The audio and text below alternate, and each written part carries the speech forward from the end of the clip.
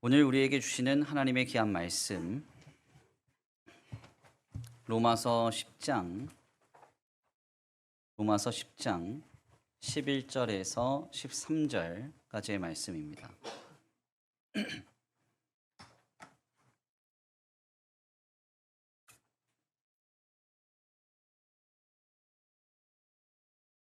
로마서 10장 11절에서 13절까지의 말씀 다 하신 줄 알고 다 같이 한 목소리로 함께 봉독합니다. 시작. 성경에 이르되 누구든지 그를 믿는 자는 부끄러움을 당하지 아니하리라 하니 유대인이나 헬라인이나 차별이 없음이라 한 분이신 주께서 모든 사람의 주가 되사 그를 부르는 모든 사람에게 부요하시도다. 누구든지 주의 이름을 부르는 자는 구원을 받으리라. 아멘. 할렐루야. 아멘. 할렐루야. 아멘. 오늘도 하나님의 예비하신 귀한 은혜가 있는 줄 믿습니다. 귀한 시간 하나님의 은혜로 새롭게 되시고 하나님의 귀한 말씀 가운데 힘을 얻고 변화받는 귀한 시간 되시길 간절히 축원합니다. 우리 다 같이 믿음으로 선포하겠습니다. 다 잘 되고 있습니다. 하나님께서 하십니다. 시작. 다 잘 되고 있습니다. 하나님께서 하십니다. 아멘. 다시 한번 믿음으로 선포합니다. 주님은 우리를 부요케 하십니다. 부끄러움을 당하지 않게 하십니다. 시작. 주님은 우리를 부요케 하십니다. 부끄러움을 당하지 않게 하십니다. 아멘. 오늘 우리를 구원하셔서 부끄러움을 당하지 않게 하시고 부요케 하실 주님의 능력과 은혜와 역사가 오늘 귀한 주일 가운데 충만하게 역사되기를 간절히 축원합니다. 오늘은 귀한 시간 귀한 말씀을 통하여서 구원, 부요하며 부끄러움을 당하지 않게, 구원, 부요하며 부끄러움을 당하지 않게 라는 제목으로 하나님의 귀한 말씀 함께 나누고자 합니다. 미국의 한 갤러리에서요, 미술 작품을 보고 나오는 사람들에게 이런 질문을 했습니다. 미술 작품을 보고 눈물을 흘린 적이 있습니까? 이렇게 질문했어요. 우리 성도들은 어떠신가요? 어떤 작품을 보고 눈물을 흘려본 기억이 있으신가요? 트로트 듣다가 이런 거 아니고 뭐 드라마 보다가 아침 드라마, 뭐 막장 드라마 이런 거 보다가 우신 거 아니고 어떤 미술 작품을 보고 눈물을 흘려보신 기억이 있으신가요? 실상 이 질문에 대해서 70%의 사람들은요, 러시아 출신의 추상 표현주의 화가인 마크 로스코의 작품을 보고 눈물을 흘려본 기억이 있다고 답했습니다.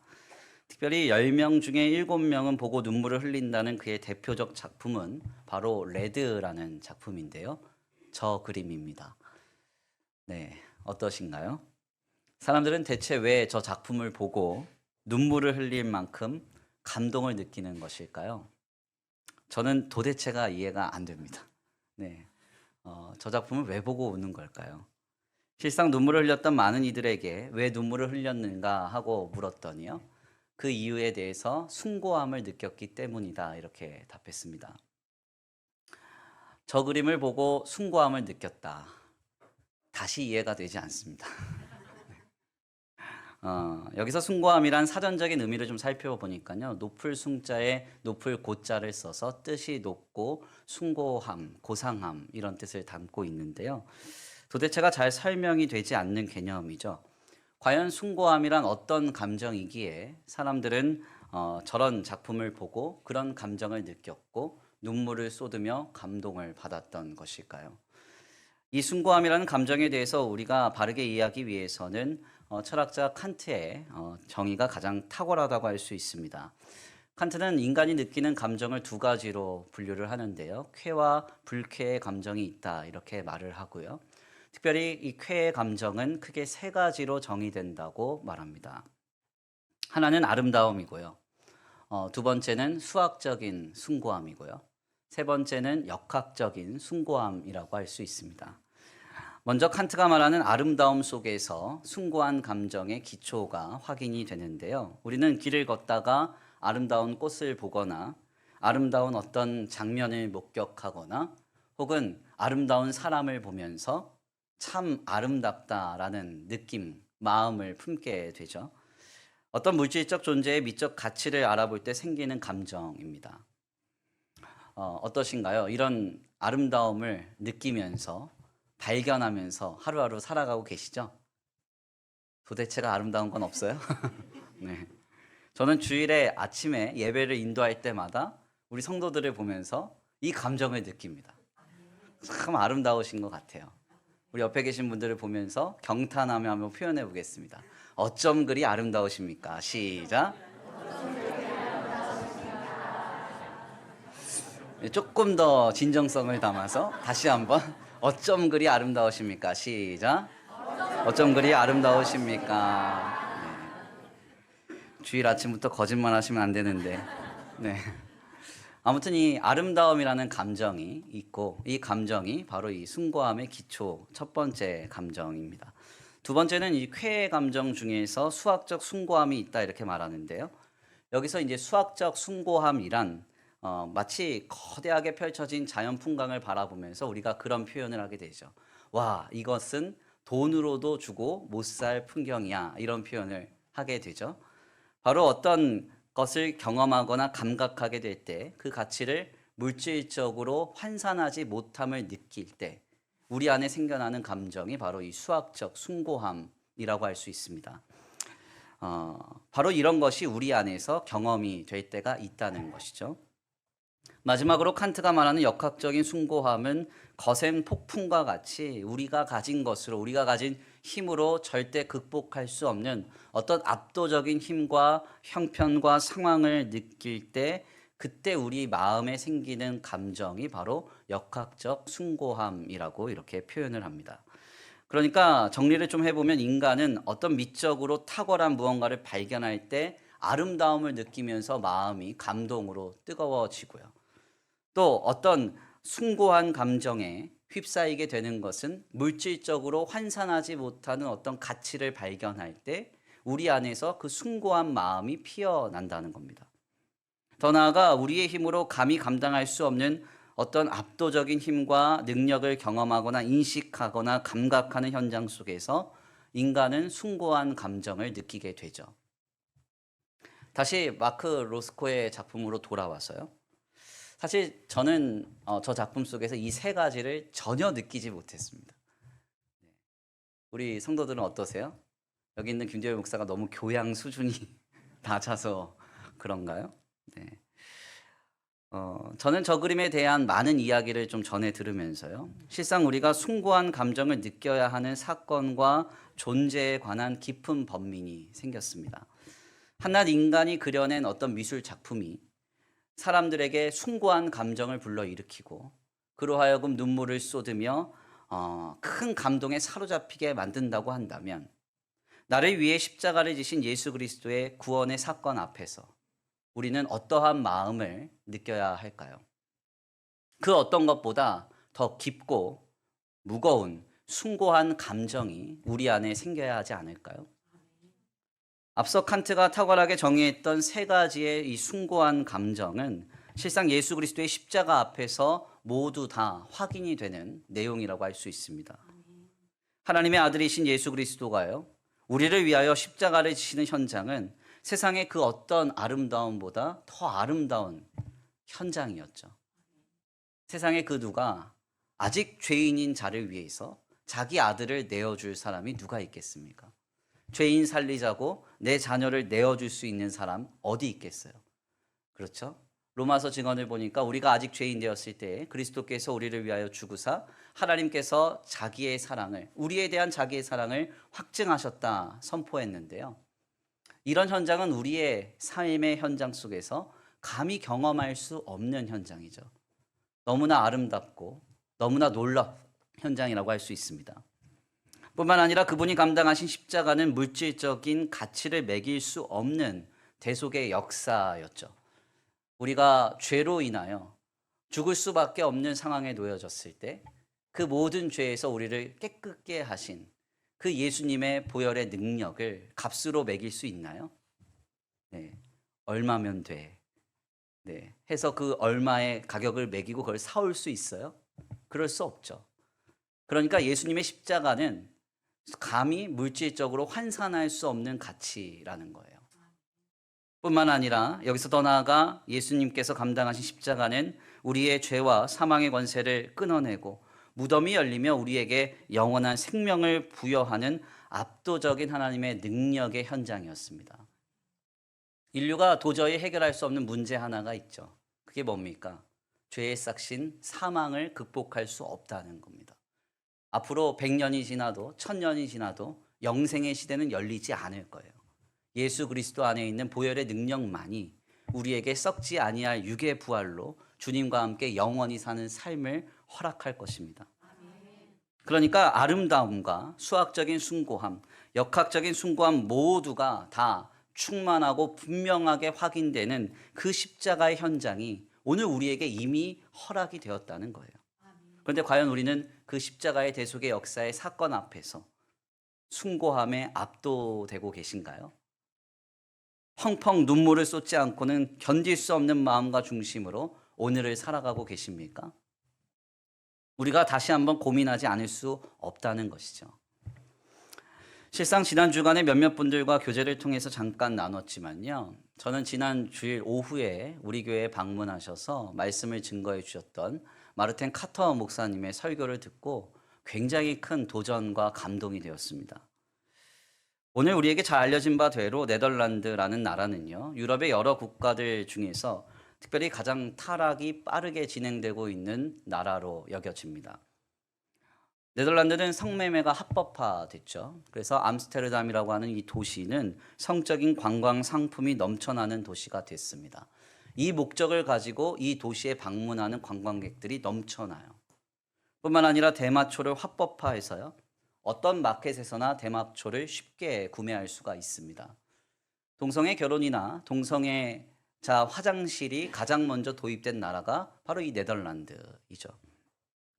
바로 이런 나라에서 약 25년 동안 목회를 감당하시고 이제는 개혁주의 신학의 산실인 아펜도른에서 설교학을 가르치시면서 총장의 역할을 수행하셨던 목사님께서 우리 교회에서 설교를 감당해 주셨습니다. 어떤 주제로 말씀하셨나요? 저는 기억에 남는 게 예수님밖에 없어요. 예수 그리스도에 관한 이야기 외에는 아무 얘기도 하시지 않았습니다.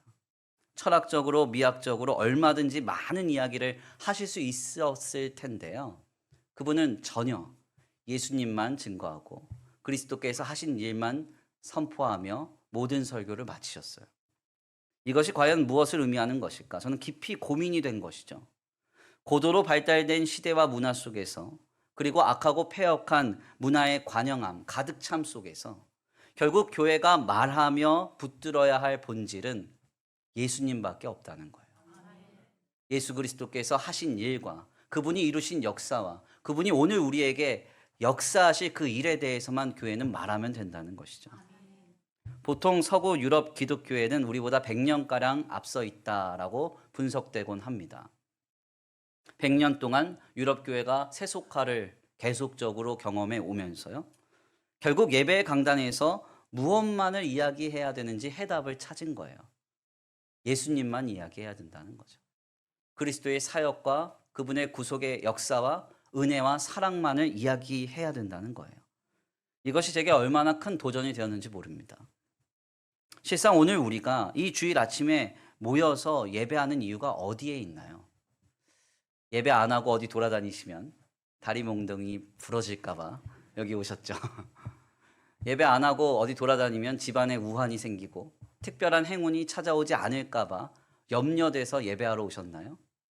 이렇게 예배하러 왔다면 이것은 합당한 예배가 아니죠. 오늘 우리가 진정으로 예배하는 이유는 예수 그리스도께서 나를 위해 죽으시고 내 모든 죄와 사망의 권세를 끊으셨으므로 그 놀라운 구원의 역사와 은혜에 대한 감격과 너무 뜨거운 마음을 표현하는 자리로서 하나님을 경배하며 오늘 우리가 예배하고 있는 것 아니겠습니까? 그러므로 예수님을 생각할 때 우리의 마음이 벅차오르길 간절히 축원합니다. 예수님의 십자가를 향한 숭고함이 우리의 마음을 가득 채우시길 간절히 축원합니다. 예수 그리스도를 통해서 나를 살리신 주님을 향한 그 뜨거운 마음으로 충만한 복된 주일 되기를 간절히 축원합니다. 아멘입니까?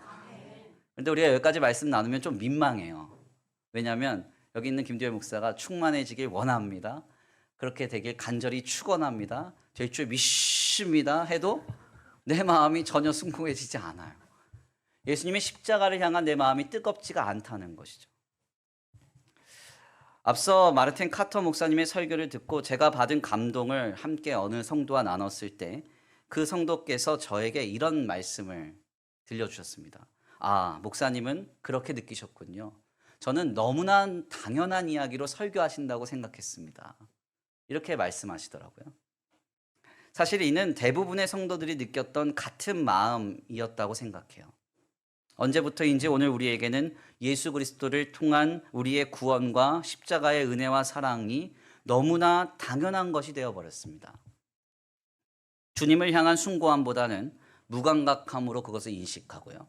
예수 복음을 온전히 순전히 전하는 그 메시지에는 우리는 아무 감격이 없을 만큼 무뎌져 버렸어요. 대체 우리는 왜 이렇게 되어버린 것일까요? 물론 항상 원론적인 입장에서는 성령 하나님께서 오늘 우리에게 감동을 주시고 우리를 감화하셔서 우리를 새롭게 하셔야만 예수님의 그 십자가를 향한 우리의 마음과 생각이 변화될 겁니다.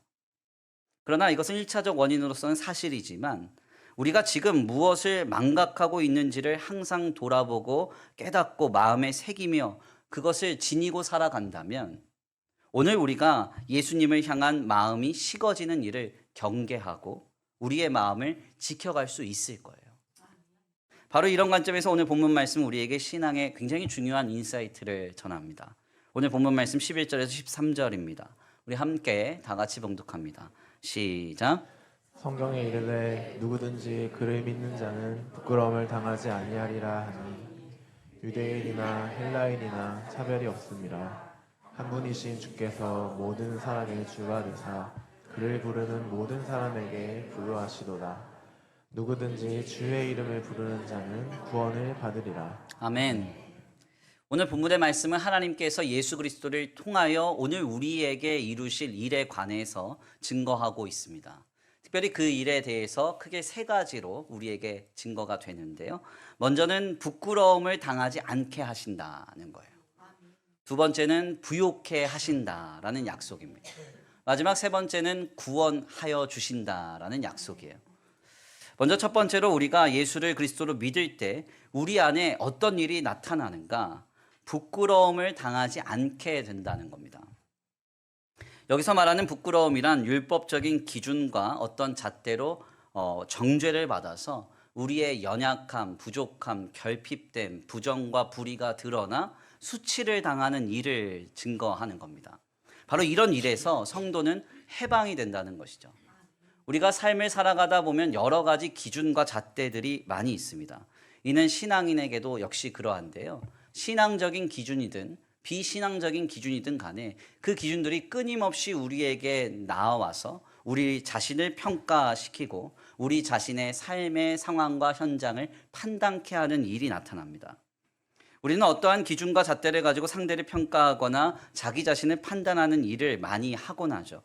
그러나 예수님이 우리의 그리스도가 되시면 바로 이 일에서 해방된다는 겁니다. 아멘입니까? 왜 그런가? 예수님께서 절대적인 가치가 되시고요. 압도적인 궁극적 기준이 되시기 때문에 그렇습니다. 예수를 그리스도로 믿어 주님과 함께 살아가는 삶에는 예수님이 기준이 된다는 거죠. 주님이 기준이 되신다는 거예요. 그 주님이시라는 기준 앞에서 모든 가치 기준들은 다 평등하게 되는 겁니다. 많이 가진 자나 많이 가지지 못한 자나 강한 자나 약한 자나 배운 자나 배우지 못한 자나 많이 이룬 자나 이루지 못한 자나 예수라는 기준으로 보면 다 똑같은 존재가 되는 것이죠. 일전에 프랑스의 루브르 박물관에 다녀왔던 한 친구가 들려줬던 이야기가 기억에 남아요. 루브르 박물관에 있는 많은 작품들 중에서 가장 유명한 작품이 모나리자 아닙니까? 네, 리자 여사. 네, 그거 보러 가잖아요. 가보면 이제 줄이 길게 서 있다는 거예요. 보통 막 2, 30분 줄 서서 그거를 잠깐 보고 오는데 참 희한하게 들어갈 때는 수많은 작품들이 막 눈에 보인답니다. 그런데 모나리자 작품 보고 돌아 나오면 모든 돌아오면서 보는 작품들이 평범하게 느껴진다는 거예요. 제가 이 말씀을 드리는 이유는 함께 보러 가자 이런 얘기는 아닙니다. 네. 압도적인 가치 앞에서 모든 것은 평범해진다는 거죠. 예수님이라는 절대적인 가치 앞에서, 예수님이라는 압도적인 그 기준 앞에서 모든 것은 평등해지고 평범해져요. 그래서 바울은 자신이 그토록 자랑했던 출신, 바리새인 중에 바리새인으로 태어난 것과 유대인들 중에 가장 학력이 좋았던 가말리엘 문화의 출신의 삶에 대해서 그가 어떻게 표현합니까? 내가 이 모든 것을 예수로 안 뒤에 배설물로 여기노라. 아멘입니까? 왜 그런가? 그는 예수라는 가치를 가지고 예수님이라는 압도적인 기준을 가지고 살았기 때문에 그렇습니다. 이는 오늘 우리에게도 역시 마찬가지입니다. 우리는 신앙생활을 하면서도 누가 더 잘 사느냐, 누가 더 많이 가졌느냐, 누가 더 성공했고 뭔가를 많이 잃었느냐, 이런 기준을 가지고 서로를 견주어 보면서 상처를 받거나 위축되거나 혹은 여러 가지로 마음이 불편해지곤 합니다. 그래서 예수님 믿는다고 하면서도 가정의 문제나 배우자와 자녀의 문제, 직장과 생업의 문제로 많은 부끄러움을 느끼게 되죠. 그러나 이러한 모습은 예수님이 그리스도가 되셔서 그의 삶에 압도적인 가치가 되지 않은 거예요. 절대적인 가치가 되지 않은 거예요. 아멘입니까? 궁극적인 기준이 되지 않은 거예요. 그래서 생기는 일이에요. 예수가 내 안에 있고 내가 그리스도를 품고 살아가기 때문에 예수님을 기준 삼아 예수님을 나의 주인 삼아 살아가는 인생이라면 배우든 배우지 못했든 가졌든 가지지 못했든 이뤘든 이루지 못했든 주님 앞에서는 다 똑같은 평범함을 가질 수밖에 없음을 우리는 기억하며 살아가게 되는 것입니다. 절대적인 가치이신 예수를 그리스도로 삼을 때 우리는 모든 기준으로부터 당하는 부끄러움에서 해방될 수 있습니다. 우리가 이 역사를 이미 허락받았어요. 이 역사를 마음에 품고 살아갈 때 주님을 향한 뜨거운 마음을 잃지 않을 수 있는 것입니다. 두 번째로 예수가 우리의 그리스도가 되시면요, 우리에게 부요함이 찾아옵니다. 12절 말씀을 현대인의 성경으로 함께 봉독해 올려드립니다. 함께 봉독합니다. 시작. 유대인과 이방인 사이에 차별이 없습니다. 그것은 주님께서 모든 사람의 주님이 되셔서 자기 이름을 부르는 모든 사람에게 넘치는 복을 주시기 때문입니다. 아멘. 바울은 하나님께서 예수님을 통하여 우리에게 이루시는 일이 우리를 부요케 하는 일이라고 말하는데요. 현대인의 성경은 이것을 넘치게 하다라는 말로 새롭게 번역했어요. 이 넘친다는 말을 좀 주목할 필요가 있는데, 이 넘친다는 말을 다른 말로 하면요, 과하다는 거예요. 과하다는 말은 받는 입장에서 생각해 보면 만족한다는 이야기입니다. 그렇죠? 즉 주님이 주시는 부요함이란 예수가 우리의 그리스도가 되실 때 우리의 삶에 공급되는 모든 것들로부터 성도가 만족하게 된다는 거예요. 주님 안에서 충분하다 여긴다는 것이죠. 오늘날 우리 사회 속에서는 만족을 모르는 시대를 살아갑니다. 여기를 보아도 저기를 보아도 사실 과공급의 시대를 살아가고 있어요. 먹는 음식보다 버리는 음식이 더 많다 그러잖아요. 한반도 역사 속에서요, 이렇게 잘 살았던 시대가 없었어요. 그 시대에 지금 살아가고 계신 거예요. 왜 이렇게 감동이 없으시죠? 역사 사료를 읽어보니까요, 20대 중후반이 되면요, 조선 사람들의 70% 이상이 이가 없습니다. 치아 관리가 안 돼서 다 이가 빠져버려요. 이 있으시죠? 이 없는 분 계세요? 이렇게 잘 살았던 시대가 없고 이렇게 공급이 잘 됐던 시대가 그 어느 때도 없어요. 그런데 너무나 희한한 점은 우리는 만족을 말하기보다 부족함을 말하고요, 감사를 말함보다 불평이 더 많다는 거예요. 일전에 한 권사님께서 제게 자신이 가장 좋아하는 영어 말이 That's enough 라고 말씀하셨어요. 충분합니다. 이 말을 자신이 가장 좋아한대요. 그런데 안타깝게도 우리 주변에 만족해요, 충분해요, 과분합니다, 이런 표현 하시는 분이 많이 없어요. 이것은 예수가 나의 그리스도가 되어서 은혜가 내게 임해야만 터져 나오는 거예요. 사실 설교 원고에는 없는데 갑자기 생각난 일이 하나 있어요. 지난 금요일 날 이제 이유성 목사님 오셔가지고 우리 곽장로님, 이유성 목사님, 박상봉 목사님하고 같이 식사를 이렇게 했습니다. 그 자리에서 이런저런 이야기를 하고 신앙적인 많은 이야기를 나눴는데, 그 과정 속에서 우리 박 교수님께서, 박상봉 목사님께서 교회가 앞으로 더 든든하게 성장하고 부흥하기를 기대하면서 소망하면서 많은 이야기를 들려주셨어요. 그랬더니 우리 곽 장로님이 하신 얘기가 지금으로 만족합니다. 우리 교회가 힘들었던 시절을 다 얘기하시면서 지금 이 정도도 충분합니다. 네. 그리고 나서 이제 그 식사 모임이 파해지고 올라와서 이제 강사님하고 우리 박상봉 목사님하고 같이 이렇게 밥을 다과를 하는데요. 박상봉 목사님 저한테 그러시더라고요. 장로님이 이런 고백하는 교회는 처음 봤대요. 여러분 되게 좋은 교회 다니고 계신 거예요. 왜 아멘이 없지? 네. 장로님들이 항상 말하는 건 부족하다. 우리는 성장해야 된다. 더 부흥해야 된다. 더 많아져야 된다. 더 갖춰야 된다. 이런 얘기만 하신다는 거예요. 감동이 이래도 없네요. 아무튼 우리는 사실 감사할 일에 대해서도 우리가 가진 것보다 갖지 못한 것을 주목하죠. 내가 이미 쥐고 있으면서도 내가 쥐지 못한 것을 바라봅니다. 왜 이렇게 되어버렸는가? 성경은 이것이 우리의 죄된 본성 때문이라고 말해요. 우리는 밑빠진 독이에요. 계속 부어도 만족할 수 없습니다. 누가 채울 수 있어요? 예수님이 채울 수 있어요. 재미난 광경이 있어요. 아이를 키우다 보면 한 손에 아이에게 무언가를 쥐어주고 다른 아이에게 새로운 걸 쥐어주면 아이는 자기 손에 쥔 것을 바라보지 않고 남의 손에 쥐어준 걸 바라보면서 탐냅니다. 아이에게 누가 알려주지 않았어요. 그렇게 하라고 강권하지도 않았어요. 본능적으로 그렇게 해요. 오늘 우리의 모습이죠. 늘 부족함을 느끼고 갖지 못하고 얻지 못한 것에 대해서 우리는 늘 갈급한 모습을 갖는다는 겁니다. 이런 우리에게 누가 필요합니까? 예수님이 필요해요. 사람을 보며 세상을 볼 때 만족함이 없었네.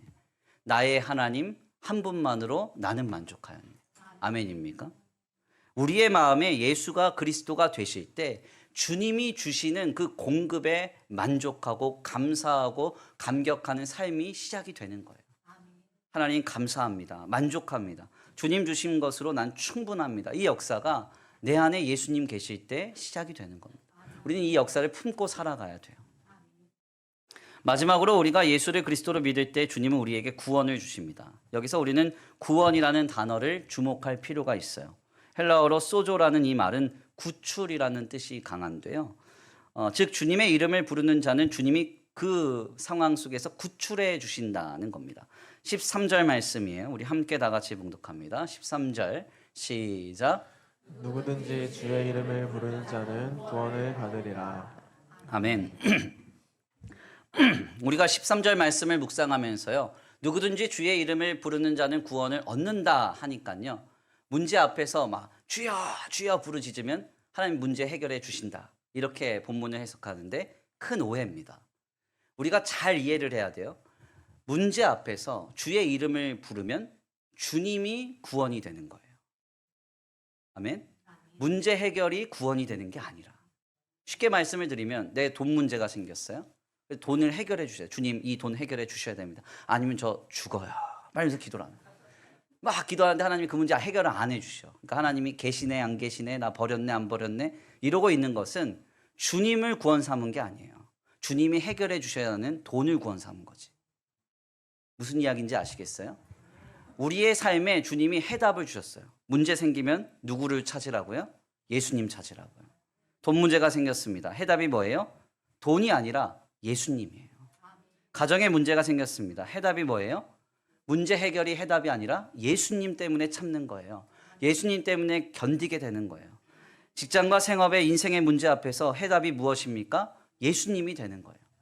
예수님 때문에 문제 하나도 해결 안 됐어도 예수님 때문에 살아갈 활력을 얻는 것이죠.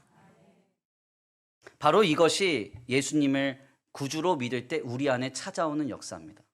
그래서 세상은 감당을 못하죠. 문제 해결 안 됐는데 낯빛이 변하지 않아요. 삶의 태가 어그러지지 않아요. 왜? 예수님을 붙잡고 견디며 살아가기 때문이죠. 오늘 우리가 말씀을 통해서 정리를 해보면요. 신자는 예수님을 그리스도로 믿을 때 주님이 주시는 이 세 가지의 역사를 항상 기억하고 마음에 붙잡고 누리며 살아가야 합니다. 그래야 우리는 나를 위해 죽으시고 나를 대속하신 예수님의 십자가 사건에 대한 숭고함을 가지고 마음을 지키며 신실하게 살아갈 수 있는 거예요. 예수가 나의 그리스도가 될 때 우리를 둘러싼 모든 가치들은 평범해지게 될 줄 믿습니다. 우리를 그 무엇도 부끄럽게 할 수 없음을 기억하고 살아가실 간절히 축원합니다. 예수가 나의 그리스도가 되실 때 우리는 그리스도 되신 주님으로 말미암아 만족하고 부유케 될 줄 믿습니다. 마지막으로 예수가 나의 그리스도가 되실 때 인생의 모든 문제 앞에서 예수님이라는 해답을 얻게 되었다는 사실을 기억하고 살아가시길 간절히 축원합니다. 귀한 말씀의 결론을 맺겠습니다. 다시 설교 서두로 돌아왔어요. 마크 로스코의 그림을 다시 한번 살펴보겠습니다. 여러 번 보아도 눈물은 나지 않아요. 오늘날 현대미술을 사랑하는 많은 사람들은 저 그림을 보고 펑펑 운다고 했습니다. 현대를 살아가는 많은 이들에게 숭고함이란 한 개인의 사상이나 이념이나 삶이나 가치가 되어버렸어요. 그런데 가만 좀 역사를 좀 들여다보면요, 불과 얼마 전까지만 하더라도 모든 예술의 주제, 모든 어떤 미술 작품의 주제는 거의 대부분 예수님과 관련된 것이었습니다. 왜냐하면 그들에게 예수님보다 더 큰 아름다움과 가치가 있는 숭고함이 없었기 때문이에요. 18세기에 도메니코 페티라고 하는 유명한 미술가가 있었어요. 그는 회개한 뒤에 그리스도의 십자가를 그려냅니다. 그리고 그 아래에 이런 글을 썼다고 전해져요. 내 너를 위하여 몸 버려 피 흘려 내 죄를 속하여 살 길을 주었는데 너는 날 위해 무엇을 하겠느냐, 이런 글을 남깁니다. 그 그림이 바로 에케 호모라고 하는 이 사람을 보라라고 하는 바로 저 그림인데요. 이 그림은 독일의 뒤셀도르프 박물관에 걸려 있는데 하루는 독일의 유명한 한 젊은 귀족 가족이 이 박물관에 방문했다가 그 집의 아들이 저 그림을 보고 회심을 하게 됩니다. 청년은 그때부터 온전히 변해서 귀족의 모든 호화로운 생활을 버리고 그 일생을 피난민을 구호하는 일과 복음을 전파하는 일에 집중하게 되죠. 그 사람이 누구인가 하냐면 경건주의 운동의 대가이기도 하고 모라비아 교단의 창립자이기도 한 진젠도르프라는 백작입니다. 또한 이 그림과 글귀를 모았던 영국의 여류 찬송 작가인 프란시스 헤버갈은 찬송가 311장 내 너를 위하여라는 찬송시를 작사하기도 했어요. 제가 이 도메니코 페티의 그림을 소개하는 것은 이제 우리는 다른 것이 아니라 오직 예수님과 관련된 예술 작품과 오직 예수님과 관련된 어떤 예술만 보고 감격해야 된다, 이런 이야기를 들려드리고자 하는 게 아닙니다. 다만 오늘 우리에게 지금 가장 가치가 있고 가장 숭고한 것으로 자리 잡고 있는 것은 무엇인가 한번 생각해 보자는 거예요. 나를 위해 십자가를 지신 예수가 가장 아름답고 가장 놀랍고 가장 위대하며 숭고한 가치가 되기를 간절히 축원합니다. 지금 우리로 부끄러움을 당하지 않게 하시고 부욕해 하시며 구원을 주신 예수 그리스도를 향한 숭고한 마음이 이 주일 아침에 회복되기를 간절히 축원합니다. 예수가 나의 그리스도가 될 때 우리는 그리스도 되신 주님으로 말미암아 부유케 될 거고요. 예수가 나의 그리스도가 될 때 우리는 예수님 때문에 모든 것이 평범해지는 역사를 누리게 될 거예요. 그리고 그 안에서 부끄러움을 당하지 않을 겁니다. 그리고 인생의 모든 문제 속에서 예수님이 나의 해답이 되는 은혜가 있게 되기를 간절히 축원합니다. 우리 이 시간 귀한 말씀 붙잡고 함께 기도하겠습니다. 찬양의 가사를 생각하시면서 함께 고백하겠는데요. 그렇습니다. 예수님만이 내 힘이고 나의 기쁨이고 내 참 소망이며 주님의 이름이 내 삶의 생명이 되는 줄 믿습니다. 주님, 다른 것으로, 세상적인 것으로 내 마음이 동하지 않게 하시고 세상 사람들이 동경하는 그것을 마음에 품으며 숭고한 가치로 여기지 않게 하여 주옵소서. 나를 위하여 십자가를 지시고 모든 건 내어주신 그 십자가의 구원의 사건이, 나를 끝까지 사랑하신 그 예수님의 모습이 나를 가장 감격해 하고 나를 가장 감화시키는 그 놀라운 숭고한 가치가 되기를 원합니다. 주님 역사하여 주시고 주여 새롭게 하여 주옵소서. 우리 다 같이 결단하며 찬양하시고 말씀 붙잡고 기도하겠습니다.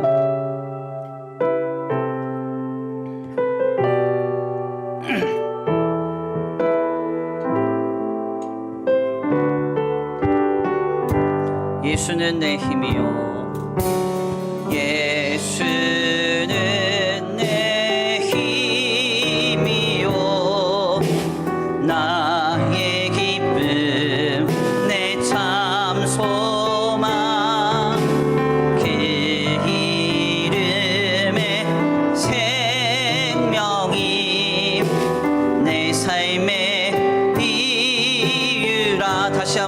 고백합니다. 예수는 내 힘이요 예수는 내 힘이요 나의 기쁨 나의 기쁨 내 참 소망 아멘 그 이름의 생명이 내 삶의 이유라 내 삶의 이유라 오직 주만 따라갑니다 오직 주만 따라갑니다 아멘 오직 주만 높임 받으소서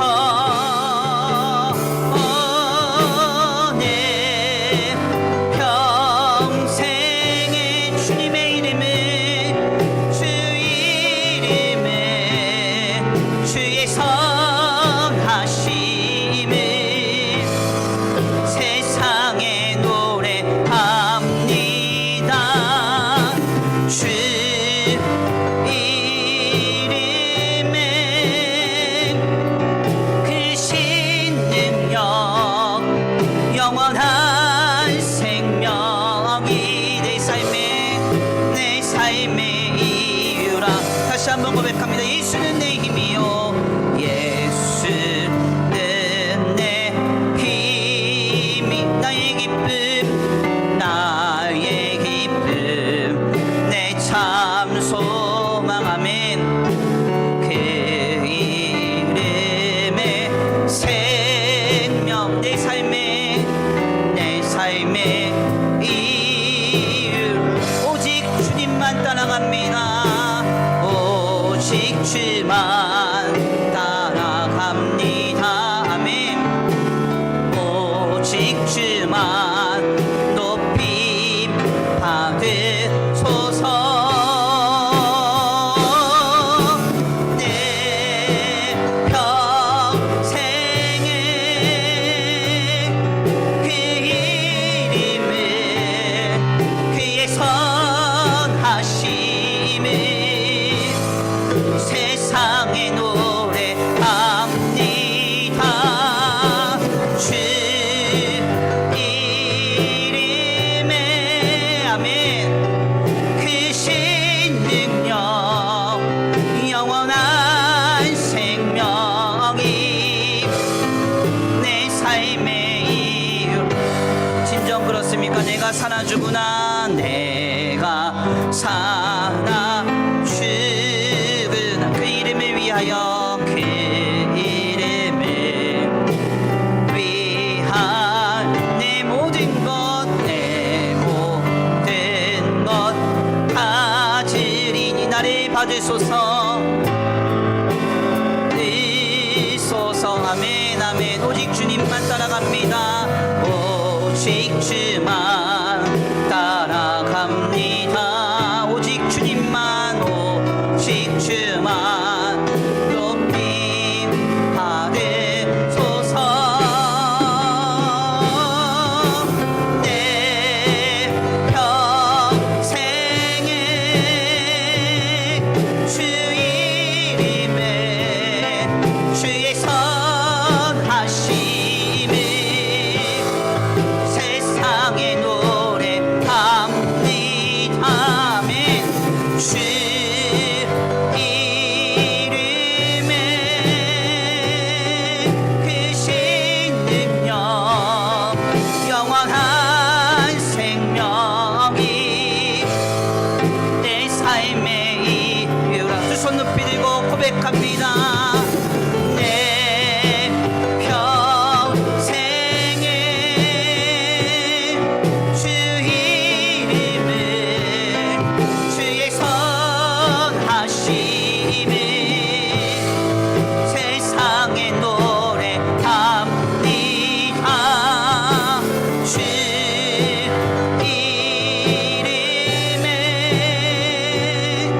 그 신능력 영원한 생명이 내 삶의 이유라 아멘 우리 이 시간 함께 기도하기 원합니다 하나님 세상 사람들이 동경하는 것이 내 마음을 동하게 하는 가치가 되지 않기 원합니다. 세상의 물질적인 가치와 세속적인 가치가 우리의 마음에 숭고한 기준으로 자리 잡지 않기 원합니다. 오직 내 마음을 숭고하게 하고 내 마음을 벅차오르게 하며 뜨겁게 하는 유일한 한 가지는 하나님께서 그의 아들 예수 그리스도를 통하여 나를 구원하셨다는 사실, 우리가 그래서 예수님 때문에 부끄러움을 당하지 않으며 예수님 때문에 부욕해 되며 모든 인생의 순간에 오직 예수님만을 나의 구원으로 삼게 되었다는 사실이 내 마음을 숭고하게 하고 내 마음을 뜨겁게 하기 원합니다. 주님, 이러한 중심과 이러한 마음을 가지고 신실히 살아갈 수 있도록 주님 역사하여 주옵소서. 성령이여 내 마음을 만져 주옵소서. 우리 다 같이 함께 말씀 붙잡고 결단하며 기도하겠습니다. 기도합니다. 사랑과 은혜가 많으신 하나님 감사합니다. 오늘 귀한 시간 귀한 자리로 하나님 앞에 나와 아버지 기도하며 나아갑니다. 주님 그렇습니다. 아버지, 지금 내 마음에 뜨겁게 하는 것은 무엇입니까? 지금 내 마음에 아버지 숭고하게 하는 것은 무엇입니까? 우리는 무엇 때문에 감동하며 무엇 때문에 울며 눈물을 쏟으며 무엇을 동경하며 살아가고 있습니까? 주님, 내 마음에 오직 유일한 한 가지, 예수님이 내 삶의 유일한 숭고한 가치가 되기 원합니다. 압도적인, 거부할 수 없는 압도적인 그 가치 기준이 되기 원합니다. 예수님이라는 중심, 예수님이라는 기준, 예수님이라는 가치를 붙잡고 믿음으로 설 수 있는 우리 신앙이 되기 원합니다. 주님, 역사하여 주옵소서. 역사하여 주옵소서. 인도하여 주옵소서. 다 썩어진 세상의 허탄한 것에 내 마음이 통하지 않기 원합니다. 내가 거기에 눈물 쏟지 않기 원합니다. 내 마음과 중심이 그곳에 머리뜨지 않기 원합니다. 주님, 나를 구원하신 예수님의 그 거룩한 십자가의 복음과 능력이 우리를 사로잡게 하소서. 주님을 바라보게 하소서. 오직 주님만을 붙잡게 하여 주옵소서. 이 시간 우리를 새롭게 하시고 이 시간 우리를 변화시켜 주실 주님을 기대합니다. 역사하시고 인도하여 주시옵소서. 함께하여 주옵소서. 주님, 나의 마음과 나의 생각을 주장하시고 주여 다스려 주옵소서. 다스려 주옵소서. 예수님이라는 절대적인 가치를 붙잡고 그 숭고한 기준을 붙잡고 살아가기 원합니다. 주님, 나를 부욕해 하시는 주님을 만나게 하소서. 내가 세상의 어떤 기준 속에서도 부끄러움을 당하지 않게 되는 거룩한 역사를 보게 하소서. 우리의 인생의 유일한 탈출구, 유일한 해답이 예수님 되는 그 역사를 우리가 경험하게 하여 주시옵소서. 예수님 때문에 참을 수 있고 견딜 수 있고 이겨낼 수 있고 해결할 수 있음을 우리가 아버지 경험하게 하여 주옵소서. 나를 구원하시고 나를 부끄러움 당하지 않게 하시며 아버지 나를 부욕해 하신 주님을 만나기 원합니다. 이 시간 우리에게 역사하시고 오직 예수님이 우리의 삶의 모든 것 되도록 오직 유일한 가치가 되도록 숭고한 기준이 되도록 아버지 우리의 마음과 생각을 주장하여 주시고 주여 역사하여 주옵소서. 인도하시 믿습니다. 함께하시 믿습니다. 주여 주여 주여 우리의 마음과 우리의 생각을 주장하시고 주님 다스려 주시옵소서. 인도하여 주시옵소서. 겸손히 원하옵기는 하나님, 내 마음에 세상에 다 썩어져 허탄한 것이 아버지 자리 잡지 않게 하시고 주님, 오직 예수님만을 참된 아버지 거룩한 가치를 여기며 숭고한 마음을 가지고 주님을 향하여 살아갈 수 있는 우리의 믿음이 되게 하여 주시옵소서.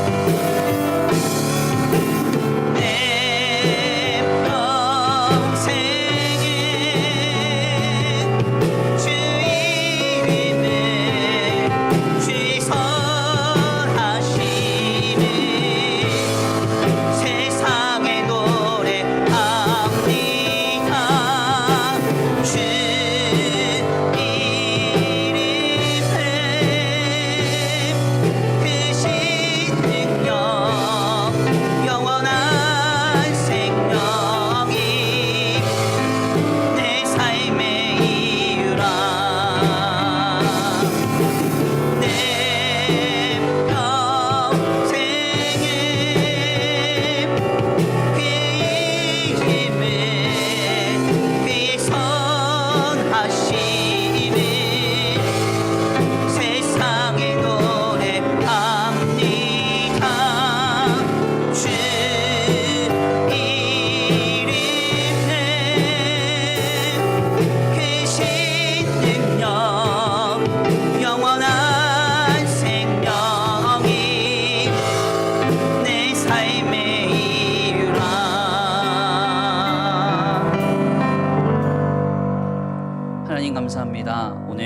귀한 시간, 귀한 자리로 주님 앞에 나와 하나님의 귀한 말씀 상고하게 하시니 감사합니다.